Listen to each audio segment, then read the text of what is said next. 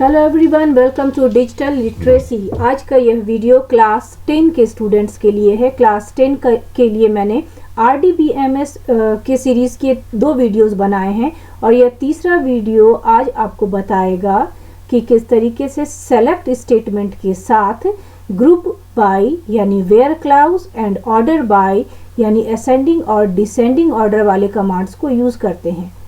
इस वीडियो में मैं आपको अपडेट और डिलीट स्टेटमेंट के बारे में भी बताऊंगी। मैंने आपको RDBMS की श्रृंखला में मैंने 2 वीडियोस पहले भी बनाए हैं। पहले वीडियो में मैंने आपको बताया था कि क्रिएट और इंसर्ट ये 2 स्टेटमेंट SQL में किस तरीके से टेबल को क्रिएट करने और उसमें डेटा की एंट्री करने में मदद करता है।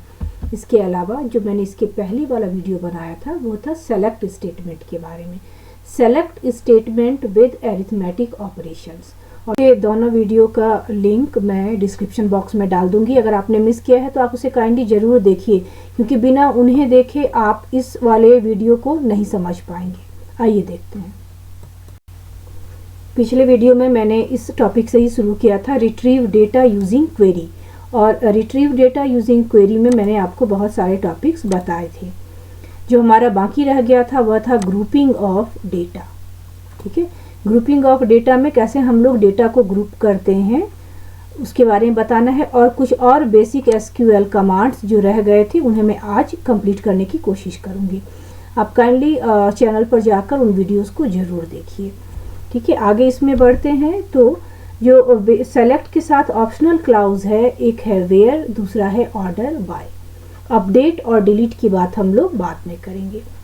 अभी जैसे ये हमारा डेटाबेस है, मैंने इसी डेटाबेस से आपको पिछली बार भी बताया था और पहली बार भी, और हमारी यहाँ पर बहुत सारे टेबल्स हैं।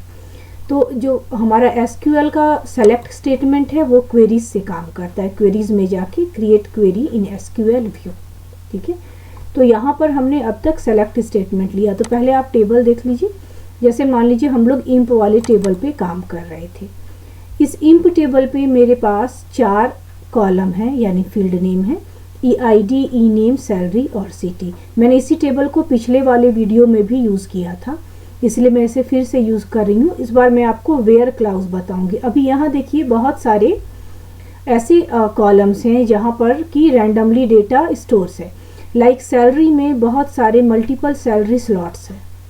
ठीक है, सिटी में भी जो भी यहाँ पर नेम दिए गए हैं उनके लिए डिफरेंट सिटीज़ है। तो मान लीजिए इस तरह का कोई डेटाबेस है और आपके प्रश्न में आया हो कि write a SQL command to demonstrate the EID and E name. Okay, EID and E name of persons who belongs to city Patna, यानी ऐसे लोगों का ID और नेम बताइए जो कि सिटी पटना के रहने वाले हैं। ठीक है, तो इसके लिए SQL कैसे लिखा जाएगा? सबसे पहले क्वेरीज में जाएंगे, यहाँ से जाएंगे create query in SQL view.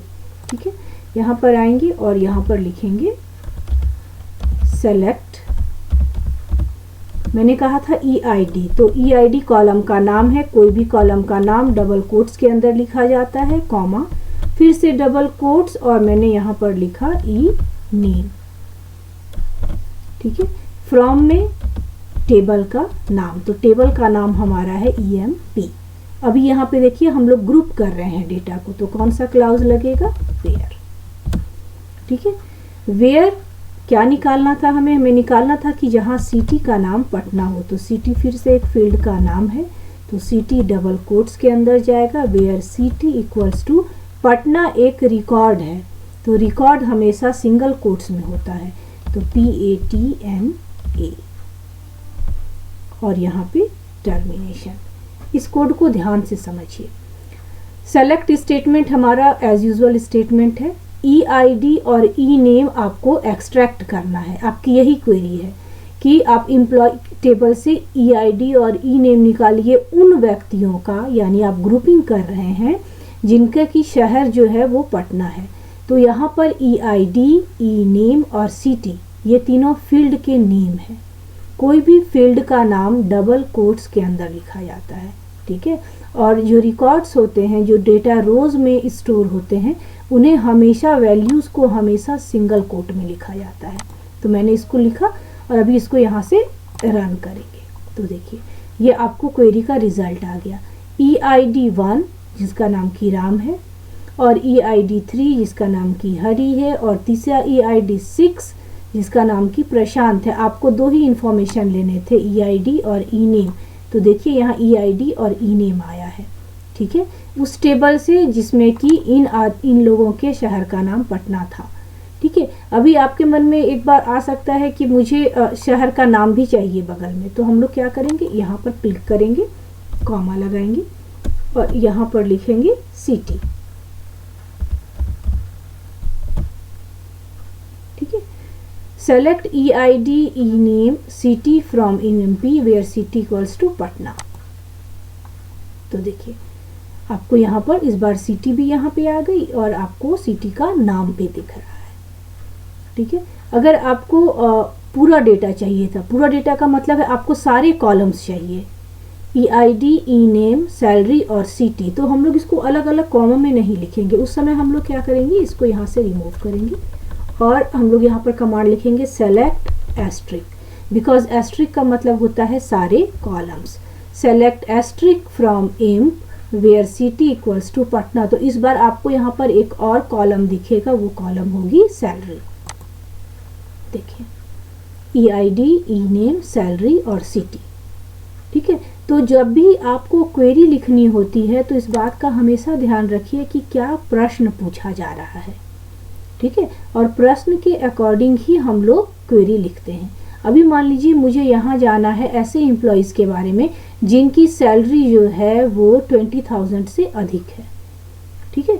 तो इसी कमांड को मैं आगे लेकर चलती हूँ कि select asterisk from EMP where, तो यहाँ पर क्या कमांड लिखेंगे, salary, where salary is more then,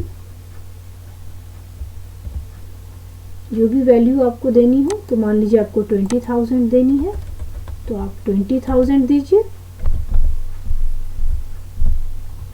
ठीक है। तो मैंने यहाँ पर एक कमांड लिखा, where salary is more than 20,000, ठीक है। अब इसको रन कराएंगे तो देखिए उन लोगों का नाम, ID, सैलरी और सिटी आ गया जिनकी सैलरी 20,000 से अधिक थी, ठीक है। अभी आपको दूसरा प्रश्न आ जाता है कि आप वैसे लोगों का नाम लिखिए या वैसे लोगों की ID बताइए जिनकी सैलरी 10,000 से कम हो, या फिर 10,000 से कम वाली कोई ना भी हो इसमें टेबल में, तो जिनकी सैलरी 20,000 से कम हो, ठीक है। तो अगर आपको लिखना हो एक ऐसा SQL की write SQL command to display the name of employee whose salary is less than 20,000, तो हम लोग क्या लिखेंगे यहाँ पर, सेलेक्ट E-नेम। E-नेम मैंने आपको पहले भी बताया है एम्प्लॉय का नाम है, उसके लिए मैंने E-नेम रखा है। आप कोई भी फील्ड का नाम रख सकते हैं, लेकिन जिस फील्ड का नाम आप यहाँ पे लिखेंगे वही नाम आपको यहाँ भी लिखना होगा। तो select E name from EMP where salary is less than 20,000। तो इस बार जो आप क्वेरी को रन करेंगे तो आपको वैसे एम्प्लॉयज़ का नाम आया जिनकी सैलरी 20,000 से कम थी, ठीक है। अभी आप बगल में सैलरी भी देखना चाहते हैं कि इनकी सैलरी कितनी थी, तो यहाँ पर क्या करेंगे, कॉमा लगाएंगे और डबल कोट्स में लिखेंगे सैलरी, और इस बार फिर से इसको रन करेंगे तो देखिए इसमें नाम के साथ सैलरी भी दिख रही है और सारे सैलरी के यहाँ पे जिनकी जितनी सैलरी है वो सैलरी भी दिख रही है, जिनकी जितनी सैलरी है वो सैलरी भी यहाँ पे डिस्प्ले हो गई, ठीक है। तो ये फ़ायदा होता है डेटा को ग्रुप करने का, आप एक ही बार में बल्क ऑफ इंफॉर्मेशंस गेट कर सकते हैं, ठीक है। तो ये हमारा हो गया वेयर क्लाउज। वेयर क्लाउज को आप मल्टीपल तरीके से यूज़ कर सकते हैं और बहुत सारे पर्पस में इसे हम अपने हिसाब से यूज़ करते हैं, ठीक है। जैसे मुझे कोई भी इंफॉर्मेशन लेना है, मुझे जानना है कि जिसकी सैलरी 25,000 है उसकी ID क्या है, ठीक है। सपोज मुझे इस तरीके का कोई इंफॉर्मेशन लेना है, तो select E name from EMP where salary is equals to, अगर किसी की सैलरी 20,000 होगी तो उसका नाम आएगा, अदरवाइज नहीं भी आ सकता है अगर 20,000 नहीं हो तो। अच्छा, 2 लोग हमारे टेबल में हैं जिनकी सैलरी 20,000 है, 20,000 है। ठीक है, आप ग्रुप करना चाहते हैं कि कौन से लोग हैं जो कि रांची के रहने वाले हैं, तो सेलेक्ट ई नेम कॉमा, पहले यहाँ पे EID भी लिख लेते हैं हम लोग, EID comma E name from emp where city equals to, इस पर हम लोग इसको रांची कर लेते हैं।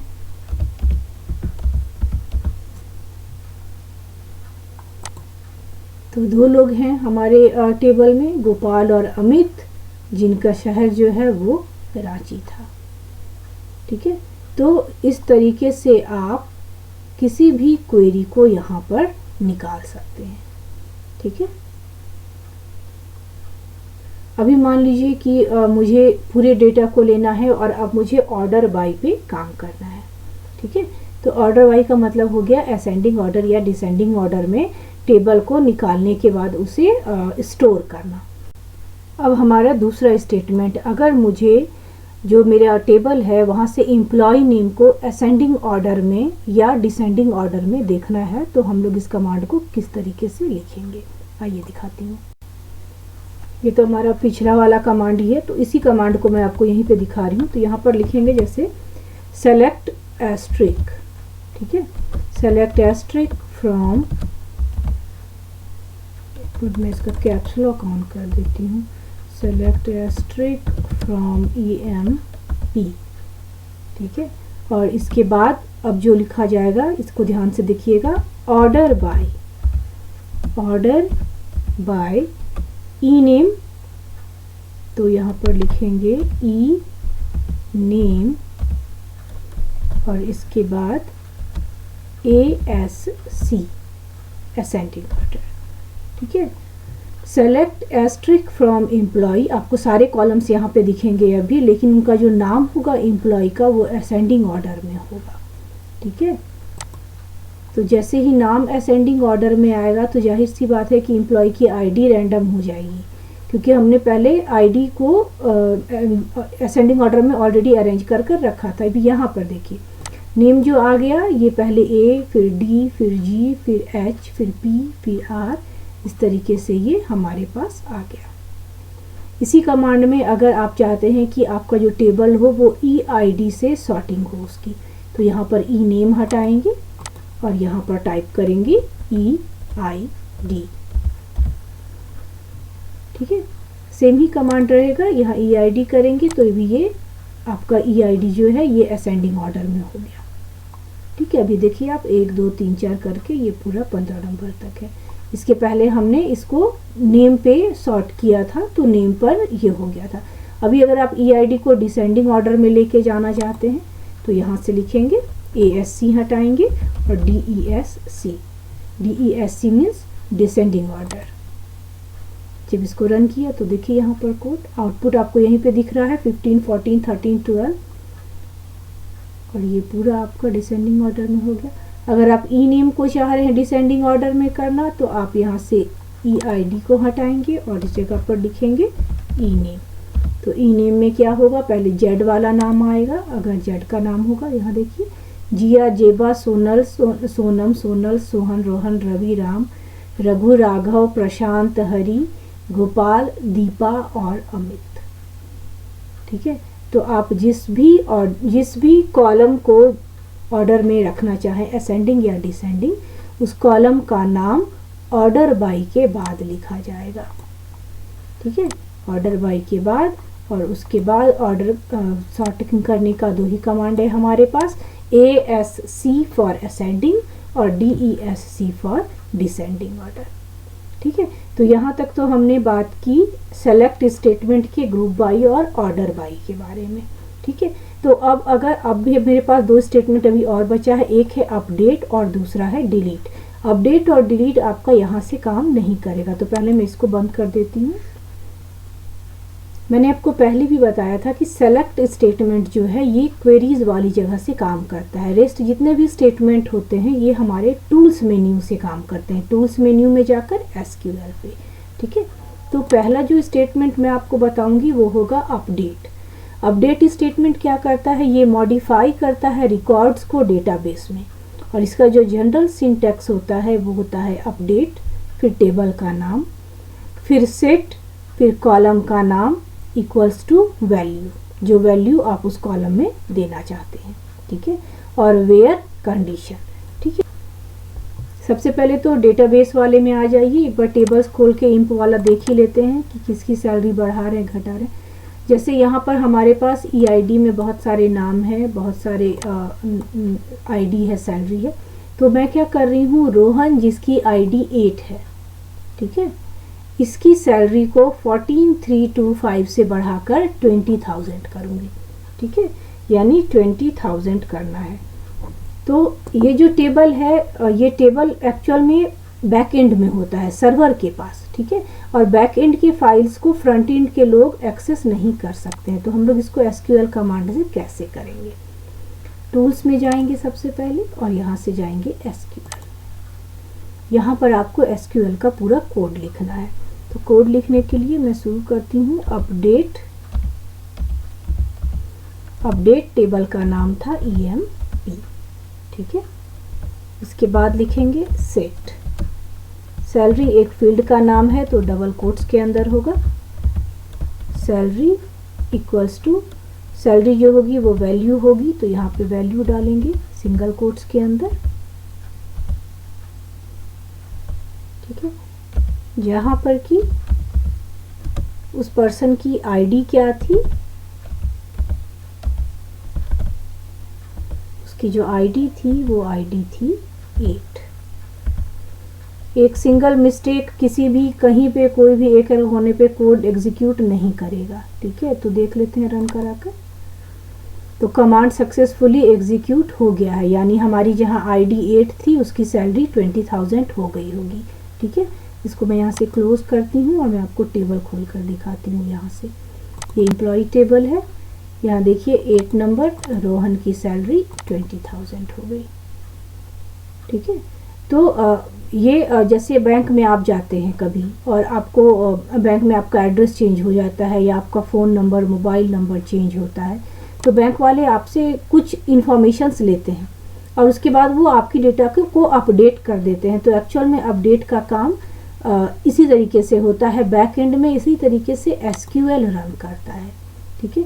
सबसे लास्ट में अब मैं एक कमांड लेकर आऊँगी जो है कि डिलीट कमांड। डिलीट कमांड कैसे काम करता है, तो इसी टेबल को ओपन करते हैं और इस बार मैं यहाँ से ये 15 नंबर वाले डेटा को डिलीट करूँगी, ठीक है। दीपा का जो डेटा है ये पूरा का पूरा मैं यहाँ से डिलीट करूँगी, ठीक है। तो इसको कैसे हम लोग डिलीट करते हैं, पहले इसको बंद करेंगे, टूल्स में आएंगे और SQL में जाएंगे और इस जगह पे कोड लिखेंगे डिलीट फ्रॉम, टेबल का नाम है EMP, delete from EMP where double quotes में EID इज इक्वल्स टू 50, ठीक है। EMP टेबल से हमें डिलीट करना है उस ID को जिस ID की वैल्यू है 15, ठीक है। इसको एग्जीक्यूट करेंगे, कमांड सक्सेसफुली एग्जीक्यूट हो गया है, यानी आपके टेबल से जो 15th नंबर वाला डेटा है वो यहाँ से रिमूव हो गया है, ठीक है। उम्मीद करती हूँ कि आपको यह SQL कमांड समझ में आए होंगे। अगर आपको SQL कमांड्स में कहीं भी कोई प्रॉब्लम हो रही है तो आप कमेंट्स में लिख सकते हैं और आप तीनों वीडियो को सीरीज़ में देखिए एक बार, तो आपको ये कमांड्स अच्छी तरीके से समझ में आएंगे। Thank you for watching the video, bye bye.